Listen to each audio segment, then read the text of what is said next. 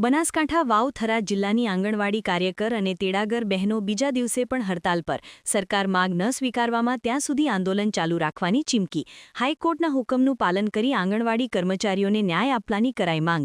BO Deesa Dhanera Tharad Deodar વાવ સહિતના તમામ તાલુકાની આંગણવાડી કાર્યકરો અને તેડાગર બહેનોએ સરકાર પાસે ઓનલાઈન કામગીરી પગાર વધારો કામ મુજબ વેતન કાયમી કરવાની માંગ સાથે હાઈકોર્ટે આપેલા ચુકાદાનું પાલન કરી આંગણવાડી કર્મચારીઓને ન્યાય આપવાની માંગ કરી છે બીજા દિવસે પણ ધાનેરા ખાતે મોટી સંખ્યામાં આંગણવાડી કર્મચારીઓની હડતાલ ચાલુ જોવા મળી હતી આંગણવાડી કાર્યકરોએ તમામ માંગ સાથે વર્ગ 3 અને 4ના કર્મચારી તરીકે નિમણૂક આપવાની માંગ કરી છે સરકાર જ્યાં સુધી તમામ માંગણીઓ નહીં સ્વીકારે ત્યાં સુધી આંદોલન ચાલુ રાખવાની ચીમકી અપાઈ છે જો કે આંગણવાડી કર્મચારીઓની હડતાલને નાના ભૂલકાના શિક્ષણ પર અસર પડતી જોવા મળી રહી છે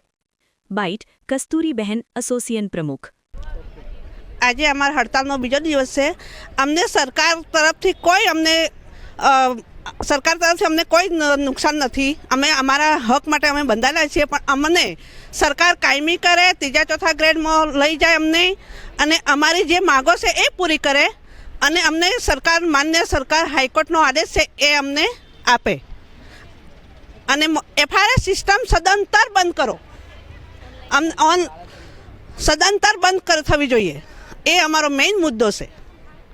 બીજું કોઈ કઈ માંગ સાથે તમે ધરણા ઉપર બેઠા છો અને આગળની રણનીતિ શું અમારી રણનીતિ અચોક્કસ મુદતની હડતાલ છે અમારે આ ઓનલાઈન કામગીરી છે કાયદેસર બંધ કરાવવાની છે અમારે સરકારે કોર્ટનો ચુકાદો આપી દીધો છે એ અમલમાં આવે એના માટે અમારી બહેનોને સરકાર તરફથી ખૂબ ખરેખર માનસિક ત્રાસ છે એટલે અચોક્કસની મુદત પર અમે હડતાલ પર છે મારું નામ પ્રમુખ છું કસ્તુરીબેન સિતિરગર સરકાર માંગ નહીં સ્વીકારે તો આગળની રણનીતિ શું હશે અમારે હડતાલ ચોક્કસ મુદ્દે અમે ચાલુ રાખીશું અમે બહેનો તટસ્થ છીએ અને તટસ્થ રહીશું સાથ સહકાર અમારો જારી રહેશે।